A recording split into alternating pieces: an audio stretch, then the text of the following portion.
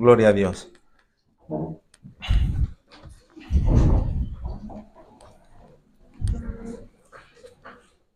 Gracias.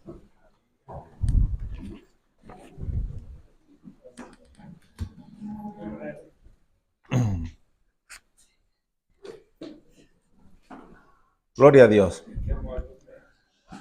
Lo que acaba de leer Cristina en el capítulo 19 de Lucas, versículo 28, es la entrada triunfal de Jesucristo en Jerusalén. Y esto ocurría el domingo, como hoy, cuando comenzaba la fiesta de la Pascua, ¿vale? La fiesta de la Pascua para los judíos era el principio de año. En Éxodo capítulo 12, si no me equivoco, 12 o 13, le dice el Señor: en cuanto os saqué de Egipto en este tiempo, en el mes de Abib, que después fue el mes de Nisán, a los 10 días del mes, cuando empieza la primavera, a los 10 días, más o menos ahora, en esta fecha, igual que nosotros, comenzará el año para vosotros. Será un año nuevo. Vida nueva, año nuevo. Y así era antiguamente para los israelitas, no para los judíos, porque eran israelitas. Salieron como hebreos, en el desierto se convirtieron en israelitas, tomaron la tierra santa como israelitas, y años después se convirtieron en judíos, porque solo quedaron 2 tribus de las 12 tribus, la tribu de Judá y la tribu de Benjamín. Por lo tanto, recibieron el nombre de Judá, los judíos. El resto se apoyaba en un lugar llamado Samaria, pero ya eran desechados por Dios, ¿vale? Cuando se dividió el reino en el norte y el sur, las 10 tribus del norte no hicieron jamás el bien. No hubo un rey bueno en la Israel del norte. Entonces se quedó todo en el sur, en el reino de Judá o Judea. Y es aquí donde ocurre todo esto. Y la capital, la provincia, el lugar chévere para ir era Jerusalén. Y estaba lleno de personas, había millones de personas. Y todo el mundo pensaba que a Jesús ya lo iban a hacer rey. Hosana en las alturas, decía en el otro, y aquí dice, aquí viene el rey. Glorificaban a Dios diciendo, he aquí el rey de Israel. Pero Jesucristo venía de hacer un par de milagros. Jesucristo venía caminando de Jericó, y en Jericó, en la entrada de Jericó, le abrió los ojos a un ciego que estaba en el camino y gritaba, Jesús, hijo de David, ten misericordia de mí. Y los discípulos le decían que se callasen, pero Jesús les dijo, no tengan miedo, acércate, ¿qué quieres que haga? Ya sabéis la historia, le dio la visión y le seguía. Y cuando entró en Jericó se encontró a un hombre más o menos así, de 1,50 m, que se llamaba Zaqueo. Y no era cualquier hombre, era el jefe de los corruptos, el jefe de los publicanos. Y además dice la palabra que era rico. ¿Y qué ocurrió con este personaje? Que fue a su casa, comió con él y se convirtió. Y según la época, lo normal era que si tú habías robado a alguien, le devolvías 4 veces más. Y él se lo dijo a Jesús, de aquí en adelante, si algo he estafado o robado a alguien, se lo devolveré por 4. ¿Y sabéis qué dijo Jesús ese día? He aquí, la salvación ha llegado a este hogar. Gloria a Dios. Y así era el Señor, que estaba dando pinceladas de lo que venía en camino. Si este corrupto, con tanto dinero, se ha podido convertir, ¿por qué vosotros, fariseos, no os queréis convertir? ¿Por qué sois tan duros de corazón, de cerviz, que no queréis convertiros y arrepentiros de vuestro mal? Pero entre medio de uno y otro, hoy no voy a hablar de la entrada triunfal, aunque tengo muchas ganas de hablar, hay muchas cosas que sacar, pero lo dejaré para unos días más adelante. Hoy quiero hablaros de una parábola que hay entre uno y otro. En el capítulo 19, versículo 11. Hay una parábola que se llama la parábola de las 10 minas. Y si lo miras con atención, no sabes qué hace esa parábola ahí en medio. No sabes a qué viene. ¿Perdón? Capítulo 19, versículo 11 de Lucas. Estamos en el mismo lugar, Lucas, solo hay que rebobinar la hoja un poco para atrás. Y dice, parábola de las 10 minas. Oyendo ellos estas cosas, prosiguió Jesús y dijo una parábola por cuanto estaba cerca de Jerusalén y ellos pensaban que el reino de Dios se manifestaría inmediatamente. Dijo pues, Un hombre noble se fue a un país lejano para recibir un reino y volver. Y llamando a 10 de sus siervos, o a 10 siervos suyos, le dio 10 minas y les dijo, negociad entre tanto que vengo. Pero sus conciudadanos le aborrecían y enviaron tras él una embajada diciendo, no queremos que éste reine sobre nosotros. Y aconteció que, vuelto después de recibir el reino, mandó llamar ante él a aquellos siervos los cuales había dado el dinero para saber lo que había negociado cada uno. Vino el primero diciendo, Señor, tu mina ha ganado 10 minas. Y él dijo, está bien, buen siervo, por cuanto en lo poco has sido fiel, tendrás autoridad sobre 10 ciudades. Vino otro diciendo, Señor, tu mina ha producido 5 minas. Y también a este dijo, tú también sé sobre 5 ciudades. Y vino otro diciendo, Señor, aquí está tu mina, la cual he tenido guardada en un pañuelo, porque tuve miedo de ti por cuanto eres hombre severo, que tomas de lo que no pusiste y ciegas lo que no sembraste. Entonces él le dijo, mal siervo, por tu propia boca te juzgo. Sabías que yo era hombre severo, que tomo lo que no puse y que ciego lo que no sembré. ¿Por qué pues no pusiste mi dinero en el banco para que al volver yo lo hubiera recibido con los intereses? Y dijo a los que estaban presentes, quitarle la mina y darla al que tiene 10 minas. Y ellos le dijeron, Señor, tiene 10 minas. Pues yo os digo que a todo el que tiene se le dará, mas el que no tiene, aún lo que tiene, se le quitará. Y también a aquellos mis enemigos que no querían que yo reinase sobre ellos, traedlos acá y decapitarlos delante de mí. Gloria a Dios, gloria a su palabra. Es una parábola que está ahí en medio de la entrada triunfal, después de estos milagros tan sorprendentes en Jericó, en la entrada de Jericó. ¿Y qué es lo que nos está diciendo aquí? Pues bueno, yo he escuchado mucha escatología bíblica en los últimos años, ¿vale? Y yo le llamo escatología ciencia ficción, porque no tienen... Y a veces me he dejado arrastrar por estos pensamientos dispensacionalistas, de que vendrá el Señor, se llevará lo suyo, volverá a venir en 7 años, que saldrá un anticristo con no sé qué. Y lo he buscado, hermanos, pero a rabiar en la Biblia. Y he caído, pero no he encontrado nada. No he encontrado nada de eso. Y entonces encontré esta parábola. Esta parábola es escatología bíblica, presente y futuro. Y le está diciendo a los discípulos lo que va a ocurrir, pero los discípulos ni se enteran.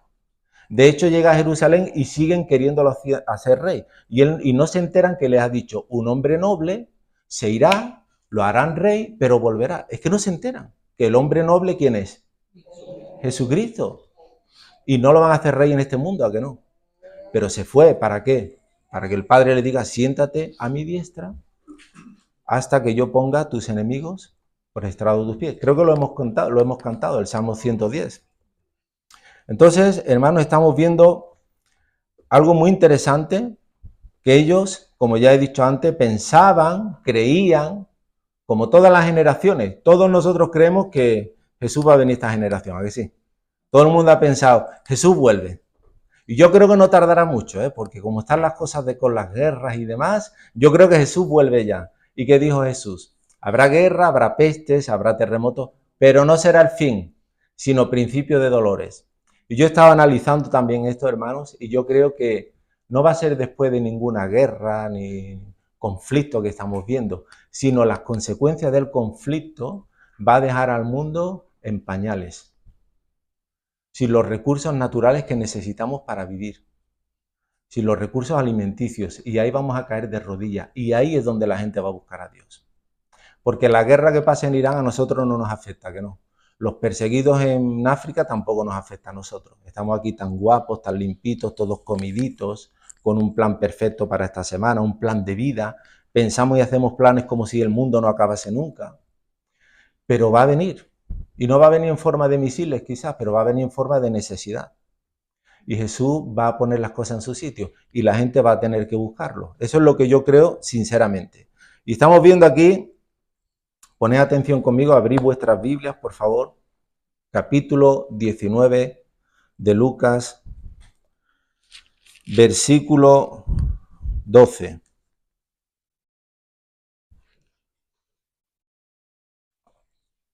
en el versículo 10 y 11, dice que cuando ya estaban cerca de Jerusalén, ellos, sus discípulos, pensaban que el reino de Dios se manifestaría inmediatamente. ¿Y cómo? Haciendo a Cristo rey. Sin embargo, Jesús en el versículo 12 dice, un hombre noble se fue a un país lejano para recibir un reino y volver.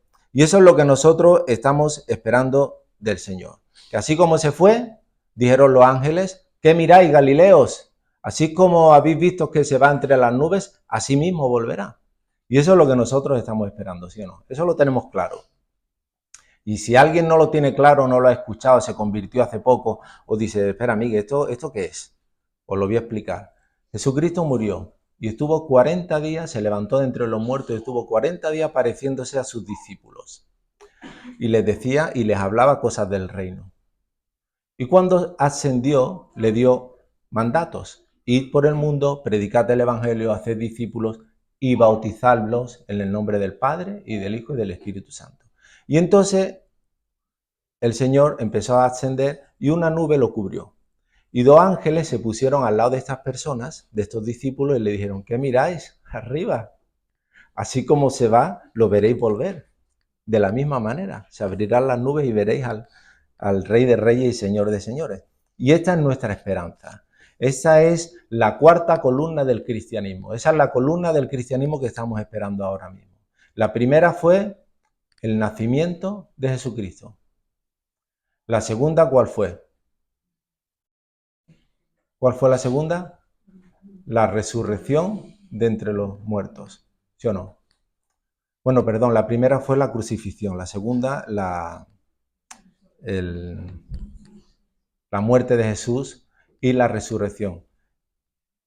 Y la cuarta es la que va, lo que estamos esperando, la vuelta, la venida del Mesías, ¿vale? Y eso es lo que estamos esperando ahora nosotros, los cristianos, por si escuchas hablar por ahí, Cristo vuelve pronto y no sabes de qué estamos hablando, es esto lo que queremos decir. Cristo va a volver y va a poner orden en este mundo. Y Cristo va a poner las cosas en su sitio y a cada uno en su sitio, como hemos visto ahora. Y el versículo 13 dice que el Señor antes de irse hizo algo muy importante. Llamando a 10 siervos suyos, les dio 10 minas y les dijo, negociad entre tanto que yo vengo. Ahora, si alguna vez os habéis preguntado qué es una mina es una moneda de oro muy valiosa y una mina es lo que tú tienes y lo que yo tengo, ¿vale? Una mina se puede decir que sea el don que Dios te dio, al menos un don. 10 personas, 10 minas, como diciendo, todo el mundo recibirá dones. Y además tenemos el Espíritu de Dios, el cual nos ayuda a poder ponerlo en práctica y nos da la habilidad, ¿vale? Por eso hay personas que nacen con el talento de la guitarra, otro con el talento de hablar, otro con el talento de ir, de venir, etcétera, porque son talentos, minas que el Señor nos dio y nos repartió a cada uno de nosotros. Y en este momento está claro, le da uno a cada persona. O sea, que nadie de los presentes se crea que no tiene un don de Dios, porque lo tenéis. Todos los que estamos aquí somos especiales en algo. El Señor nos ha dado un talento muy especial a cada uno de nosotros. Ya sea dibujar, ya sea tocar la guitarra, ya sea hablar, ya sea el servicio, la humildad, yo qué sé, hay tantos y tantos talentos. Entonces, algunos, otros, decían que ni aunque le diese minas, que no queremos que este sea nuestro rey. Eso lo dice el versículo 14. Pero sus conciudadanos, no sus discípulos, no los gentiles, no los que vienen del otro lado, no, sino sus conciudadanos, le aborrecían y enviaron tras él una embajada diciendo, no queremos que éste reine sobre nosotros. Acordad lo que ha leído ahora Cristina. Cuando Jesús entraba en la ciudad, había un grupo de personas que le decía, maestro, dile a los tuyos que se callen, porque ni tú vas a ser rey, ni vas a gobernar sobre esta ciudad, jamás. Así que diles que se callen. ¿Y qué le dijo Jesús? Si estos callasen, las piedras hablarían. Y eso es algo muy significativo, hermanos. Dios nos quiere usar a nosotros, los que estamos aquí ahora. Pero si no te dejas usar, Dios va a usar piedras. Lo que haga falta. Pero su obra seguirá adelante. La palabra de Dios va a llegar a todos los lugares. Y aquellos que tienen las minas y quieren seguir, seguirán. Los que no quieren seguir a Dios, ellos mismos, ellos sabrán. Y aquí estamos viendo, estos no querían que reinase sobre él. En el versículo 16 y 19, el rey vuelve. Fijaos conmigo. Vino al primero diciendo, aconteció el versículo 15, que vuelto él después de recibir el reino, mandó a llamar ante él a aquellos siervos a los cuales había dado el dinero, para saber lo que había negociado cada uno. Vino el primero diciendo, Señor, tu mina ha ganado 10 minas. Y él le dijo, está bien, buen siervo, por cuanto en lo poco has sido fiel, tendrás autoridad sobre 10 ciudades. Vino otro diciendo, Señor, tu mina ha producido 5 minas. También a este dijo, está bien. Dice, a este dijo también, sobre 5 ciudades serás. Es que no lo veo. También a este dijo, tú también sé sobre 5 ciudades. Imagínate, hermano, la fidelidad del Señor y la fidelidad de estos hermanos. Una mina produció 10 minas. Y cuando viene el maestro, encuentra a ese siervo o a esa sierva productivo, haciendo lo que tenía que hacer. Pero se encuentra después a otro que se ha enredado un poquito más con las cosas de este mundo y ya no produjo 10 minas, ya solo produjo 5 minas. Pero este también recibió la alabanza del Señor. ¿Qué ocurrió con el resto de los 8 que recibieron las minas? Vamos a leerlo a partir del versículo 20. Vino otro diciendo, Señor, aquí está tu mina, la cual he tenido guardada en un pañuelo, porque tuve miedo de ti, por cuanto eres hombre severo, que tomas de lo que no pusiste y ciega de lo que no sembraste. Entonces él le dijo, mal siervo, por tu propia boca te juzgo. Sabías que yo era hombre severo, que tomo lo que no puse y que ciego donde no sembré. ¿Por qué, pues, no pusiste el dinero en el banco, para que al volver yo hubiera recibido con los intereses? Dijo a los que estaban presentes, quitarle la mina y dársela al que tiene las 10 minas. Aquí solo sale uno, ¿vale? Que malgastó, que no usó la mina, pero realmente está hablando por el 8 restante. Ya no habla de los otros 7, pero con este te está diciendo, este y los 7 restantes no supieron administrar la mina. Ahora te quiero decir algo. El Señor no lo desechó, ¿a que no? Le dijo mal siervo, pero no le dijo siervo inútil, ¿a que no? Le dijo mal siervo. Y esto es algo que deberíamos nosotros reconocer a día de hoy. Quizás no estamos usando nuestras minas, quizás no estamos haciendo las cosas bien, quizás las hemos usado y no ha producido nada. Y ahí te tienes que tú pensar, Señor, ¿y por qué mi mina no está produciendo nada? En este lo tiene claro, porque tenía miedo. ¿Tenía miedo de qué? De perder la mina. Y la guardó en un pañuelo y cualquiera pensaría, bueno, la he guardado, pero si tú guardas lo bueno de ti que Dios te dio en un pañuelo y nadie lo ve, tú no estás dando luz, no estás dando sal. Y no es que Dios te deseche, simplemente que no estás haciendo lo que deberías de haber hecho, trabajar esa mina, ¿me entendéis? Y si tú trabajando pierdes la mina, Dios no te va a decir nada, al contrario, te va a bendecir. Por lo que esto es muy significativo, hermanos. De 10 personas, 8 fueron infructíferos. Ahora, si tú lo llevas a la vida de hoy, a la vida de los cristianos, por cada 10 cristianos, 8 son infructíferos. Es muy fuerte, ¿eh? Es muy fuerte.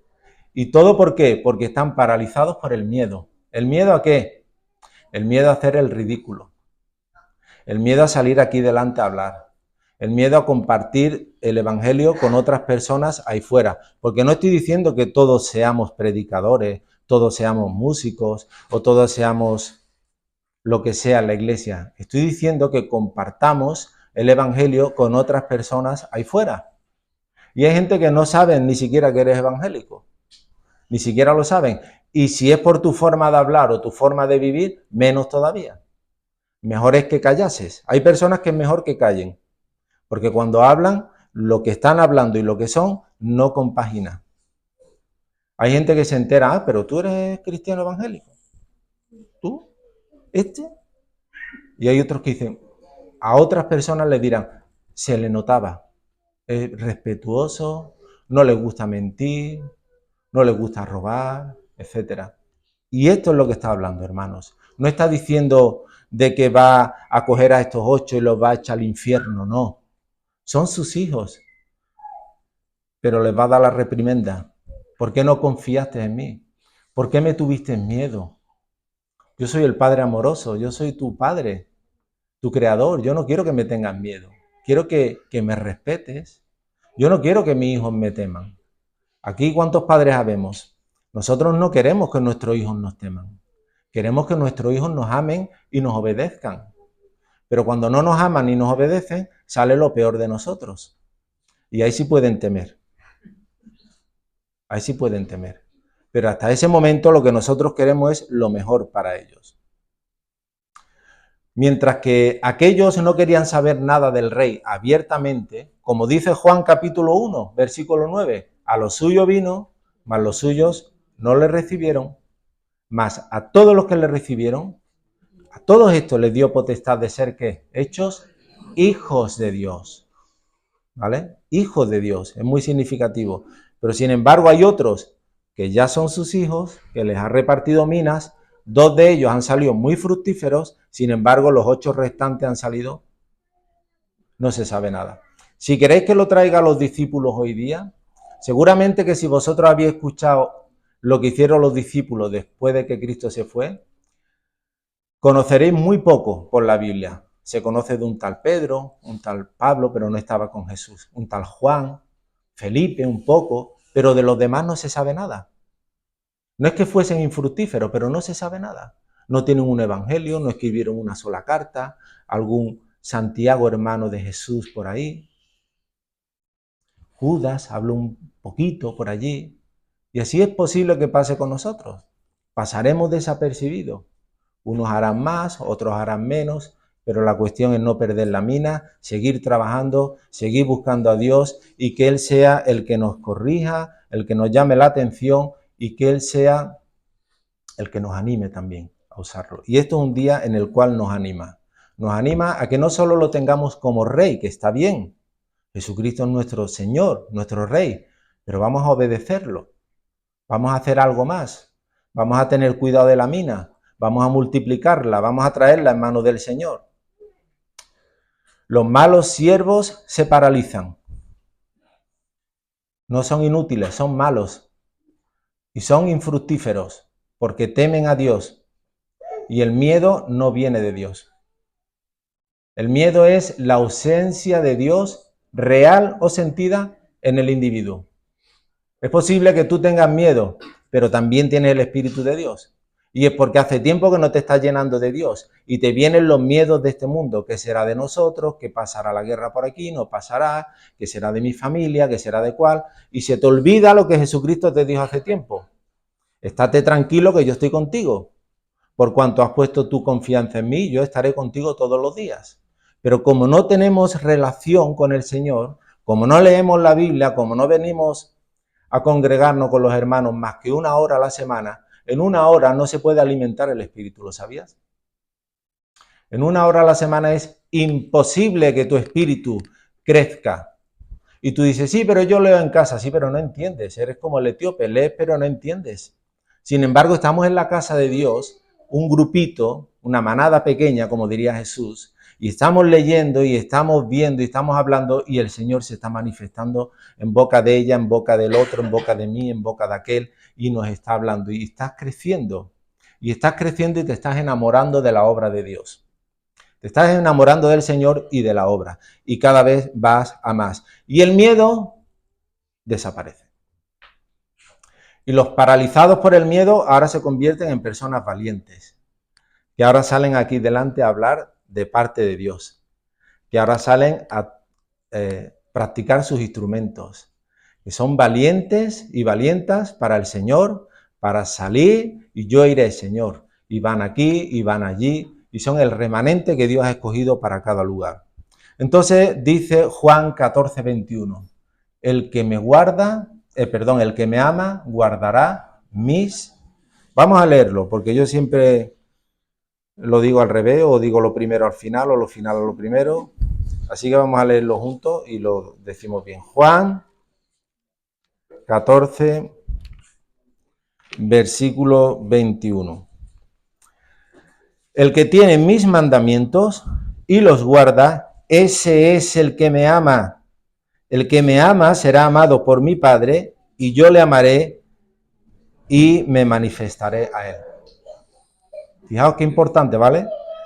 El que tiene mis mandamientos y los guarda, ese es el que me ama. O sea que nadie te tiene que decir si tú amas o no amas a Dios. Tú mismo lo ves.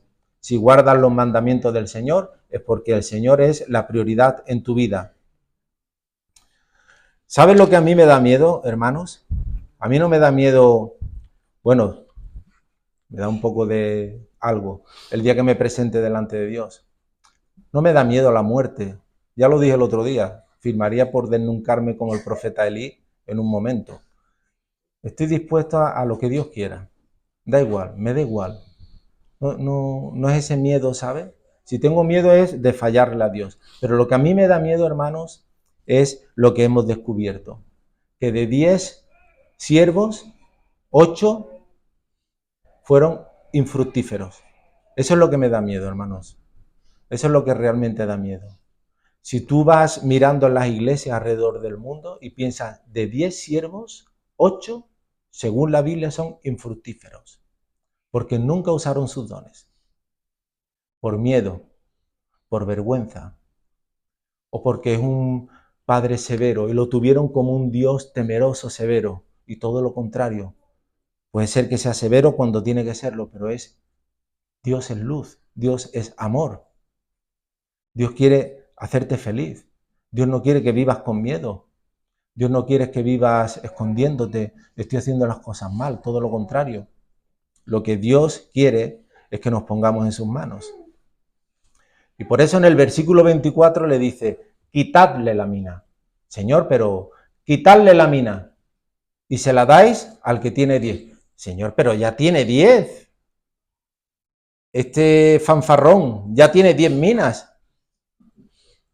Dice, pues ese que ha sabido multiplicarlas, a ese le vaya a dar esta mina, porque ese es digno de confianza. El que tenía una mina y no la supo usar, se la vais a quitar y se lo vais a dar a ese que tiene 10 o al otro que tiene 5, porque son dignos de usarla. Y eso es lo importante y lo bonito, que el Señor nos encuentre dignos de estar en su casa, de llevar su palabra a todos los lugares, de salir aquí a predicar, de poner la alabanza, o de decir ahí fuera yo soy cristiano, o de llevar un pez en el cochecito, incluso. Por eso, hermanos, cuidemos nuestras minas. Cuidemos nuestras minas o las vamos a perder. Y entonces en ese momento verás a un hermano o una hermana que empieza a hacer lo que tú estabas haciendo y dirás, uy, ¿qué ha pasado aquí? Y podrás decir, Dios me quitó la mina y se la ha dado a otro. Y aquello que tanto me gustaba hacer en la casa de Dios, pero lo hacía cuando me daba la gana, ahora voy, ahora no voy, ahora hago, no deshago, Dios te lo quitó. Amigo, ¿qué te pensabas? ¿Que Dios es un padre como los tuyos? ¿Que haz lo que quiera que siempre te perdonaré? No, hijo, no. La mina se te quitó. ¿Se te puede volver a dar? ¿Qué pensáis, sí o no? Claro que sí. Se puede volver a recuperar, pero hay que ponerse en las manos de Dios. Como dice el dicho popular, el que tuvo, retuvo. El que tuvo, retuvo. Así que si tuviste el don, lo retienes. En alguna manera saldrá otra vez. Pero el Señor de alguna manera nos tiene que enseñar que las cosas hay que cuidarlas y todo lo que viene de parte de Él hay que cuidarlo extremadamente. Hay que ser conscientes de que no siempre seremos tan bendecidos, no siempre estaremos en la casa del Señor, usados por el Señor. Así que no perdamos este temor reverente que viene acompañado del amor, de la luz, de la paciencia del Señor, la tolerancia del Señor incluso a veces con nosotros. Por eso quiero animar a muchos de vosotros, no os desaniméis, no perdamos el ánimo. Dios sigue estando con nosotros. Nunca jamás nos abandonará. Nunca. Aunque el hombre te deseche y diga que eres una caña cascada, dice el Señor en Isaías, yo no desecho la caña cascada para nada. La voy a volver a arreglar y la voy a usar. Y eso es lo que hace Dios con la vida de las personas que o hemos o han sufrido a lo largo de su vida. Entonces, en el versículo 25 y 26, que hemos visto ahora, le dijeron estos hombres: Señor, ya tiene 10 minas. Pues yo digo que a todo el que tiene se le dará más, mas al que no tiene, aún lo que tiene se le quitará.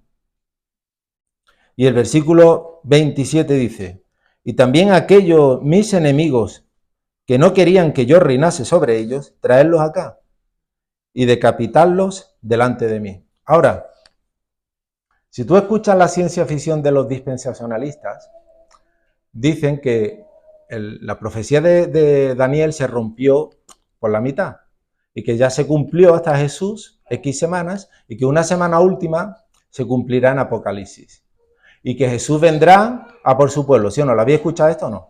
Y se le dice la segunda venida y recogerá a su pueblo. Pero dicen que después se irá y que Jesús volverá otra vez, y eso es la tercera venida. En la Biblia no hay una tercera venida, solo hay dos venidas, una ya vino y la otra es la que va a venir. Y además dicen una locura, que aquellos que se hayan quedado, que no fueron con Cristo, para que se vayan con Cristo, ¿qué va a ocurrir? Que hay que decapitarlos. Pero ¿a quién dice aquí que van a decapitar? ¿A quién dice aquí que van a decapitar? A los enemigos. ¿Lo hemos cantado? Cuando venga el rey, llenará la tierra ¿de qué? De cadáveres.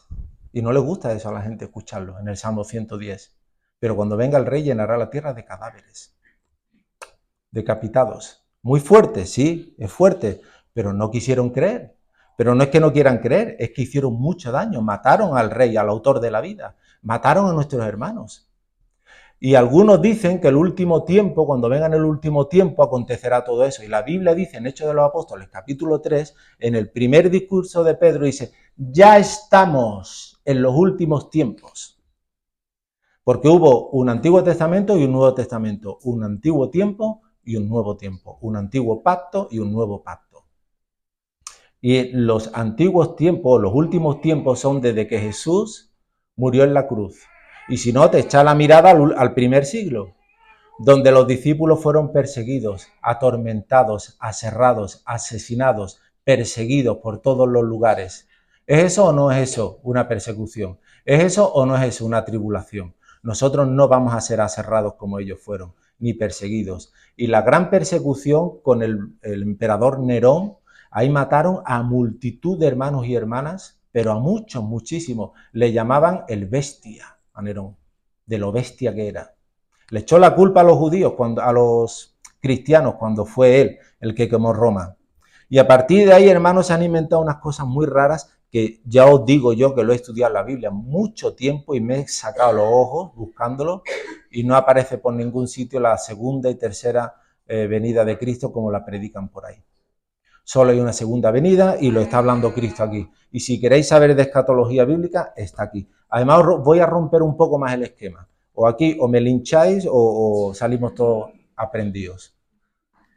¿A que todos hemos escuchado que cuando venga Cristo se producirán dos cosas? El rapto y ¿qué más? Y el arrebatamiento. En ninguna parte de la Biblia vas a leer rapto o arrebatamiento. En ningún lugar de la Biblia. Este jueves orábamos por un pastor en Venezuela que fue raptado. Y sus raptores pedían mucho dinero a su familia. De lo contrario, lo matarían. Rapto no es una palabra que va con Dios, ¿a que no? ¿A que Dios no va a raptar a nadie? ¿A que no? Dios nos rapta, porque raptar es encerrarlo y pedir algo a cambio. Y arrebatar, ¿qué es arrebatar? Cuando le arrebatas algo de la mano a alguien, tampoco va con Dios. Pero ¿qué palabras van con Dios? ¿Qué es lo que dijo Jesús? ¿Qué es lo que dijo Pablo? ¿Qué dos palabras deberíamos de poner en ese lugar? Fijaos conmigo, si queréis abrir el libro de Corintios, capítulo 15, versículo 52. Lo que Jesús está diciendo a sus discípulos en esta parábola es una escatología bíblica en todos los sentidos. Lo que va a ocurrir mañana conmigo es que el hombre noble no será aceptado. En unos días será crucificado. Se irá a otro país, a otro lugar y recibirá el reino. Volverá y cuando vuelva le dará a cada uno su recompensa. A los suyos los pondrá aparte y a los que no fueron de él nunca, ni lo quisieron como rey, los quitará de en medio. Mirad lo que dice el apóstol Pablo en 1 Corintios 15, versículos 51, 52 y 53. 51 y 52, perdón. He aquí os digo un misterio. No todos dormiremos, pero todos seremos ¿qué?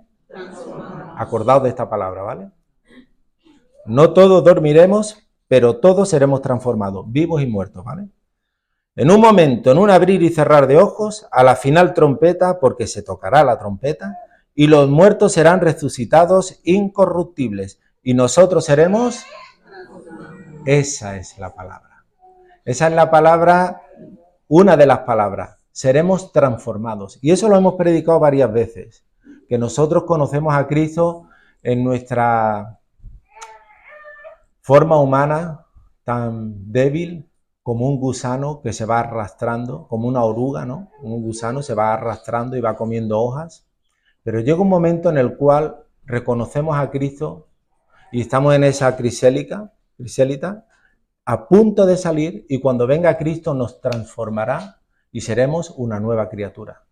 De lo que éramos antes, animales arrastrándonos, miserables de nosotros, dice Pablo, ¿quién me librará de este cuerpo de muerte? Eso era un castigo romano, ¿vale? Cuando Pablo decía eso es porque estaba recordándose de un castigo romano. Los romanos eran expertos en castigar.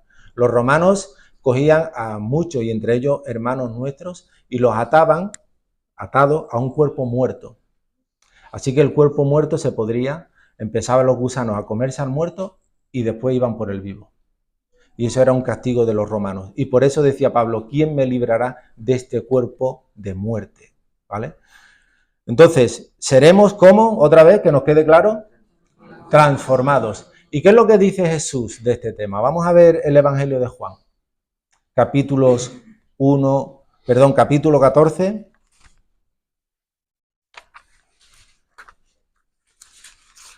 Evangelio de Juan, capítulo 14,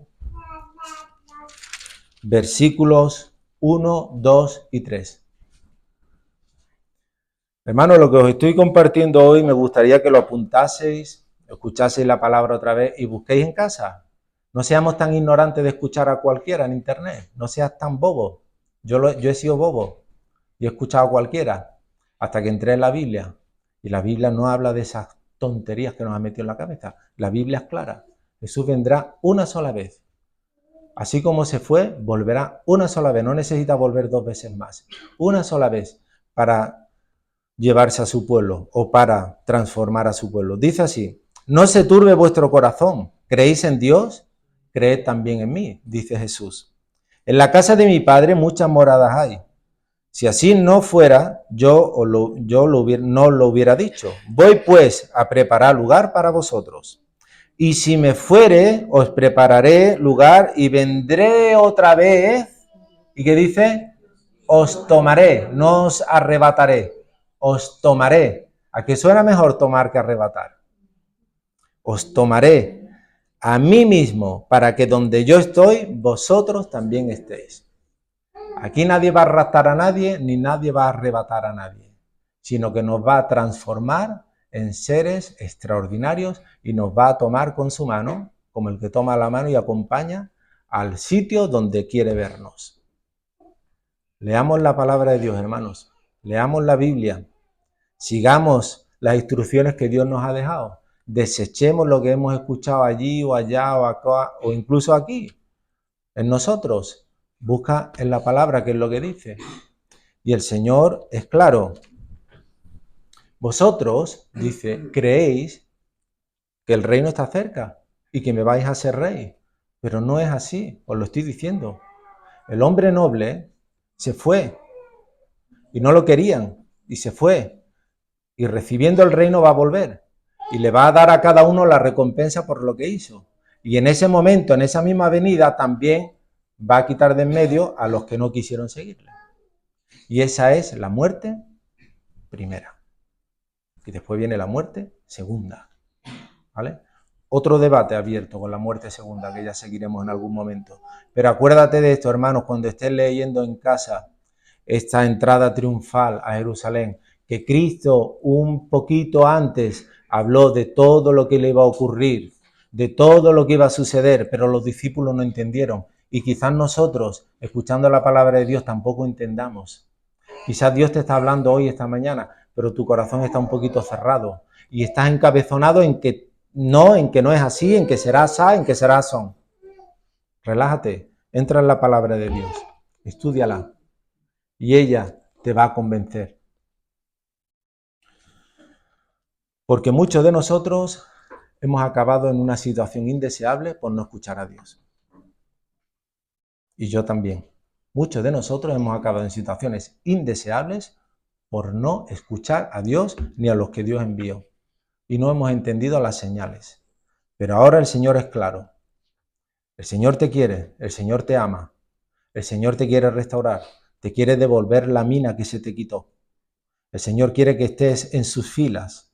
El Señor quiere verte de nuevo. El Señor no quiere humillarte, pero nos tiene que dar un pequeño rapapolvo, como un buen padre a un buen hijo, que ama. ¿Qué hijo es aquel que no es corregido? Que seríamos nosotros, seríamos bastardos y no hijos de Dios. Porque si en este día te sientes que Dios te está corrigiendo, alabado sea el Señor. Gloria a Dios. Que el Señor nos guarde, el Señor nos bendiga, nos guíe, nos dirija y esta semana próxima podamos pensar y podamos leer a partir de este capítulo 19 en adelante todo lo que le pasó a Jesús, sus discípulos, todos los sitios donde estuvo. Acordaos que Jesús venía de Jericó, llegó a un sitio que se llamaba el Monte de los Olivos, pero del Monte de los Olivos a Jerusalén había un barranco y hay un torrente que se llama el torrente de Cedrón. Y Jesús, una vez que estaba aquí arriba y entraba con el pollino, con el burrito, miraba a Jerusalén y lloraba por Jerusalén. Y cruzando el torrente Cedrón entró la entrada triunfal. Pero todos los días de esta semana que viene ahora, todos los días Jesús volvía a salir de la ciudad, se iba al Monte de los Olivos y en el Monte de los Olivos había un lugar que se llamaba el huerto de Getsemaní. Y ahí dormía con sus discípulos. Y era un sitio secreto que solo conocía él y sus discípulos donde iban. Por eso Judas, sabiendo dónde iba, lo vendió y fue con aquellos en busca de Jesús al huerto de Getsemaní. Acordaos de esto. Cada vez que leáis la palabra de Dios esta semana, a partir del capítulo 19, veréis que Jesús entraba por la mañana y salía por la noche, para que no lo matasen. Y daba palabra y volvía, y daba palabra y volvía, hasta que el jueves por la noche lo arrestaron. El jueves por la noche se lo llevaron al patio del sumo sacerdote, Caifás y Anás, suegro y yerno. Había 2 sumos sacerdotes ese año. Y lo llevaron, lo maltrataron, lo tuvieron despierto toda la noche, llevándolo a Galilea a Herodes y trayéndolo de nuevo a Pilatos. Le pegaban palizas, puñetazos, le escupían, sus discípulos le negaron, su rostro se transformó, se infló la cara, etc. Le pusieron una corona, le daban con cañas, le vistieron con un manto de púrpura, completamente devastado, ensangrentado, a la edad de 30, entre 30 y 33 años, un hombre joven. Y todo eso en una noche, del jueves al viernes. A esto de las 6 de la mañana empieza con la cruz, lo crucifican a las 9 de la mañana y de las 9 a las 12 la cosa parece que está bien, pero a las 12 de mediodía hasta las 3 de la tarde se hace tinieblas completamente en toda la tierra. A las 3 de la tarde Jesucristo entrega su espíritu. Las piedras, hay terremotos, las piedras se parten, el velo se parte, etcétera, ya sabéis la historia. Y el romano que estaba ahí, el jefe de los romanos, mirando hacia arriba, dice: verdaderamente, este era el Hijo de Dios. Y cualquiera diría: ¿perdiste la oportunidad? ¿Estáis todos muertos? No, dice el Señor, porque yo vivo, vosotros viviréis. Y donde otros ven muerte, vosotros vais a ver resurrección de entre los muertos. Y porque yo me voy a levantar y os perdono, y oró por aquellos que le hacían mal. Y les dijo, Señor, no les tengan en cuenta este pecado. Y de la misma manera hace por nosotros, Señor, no les tengan en cuenta este pecado. No saben lo que hacen.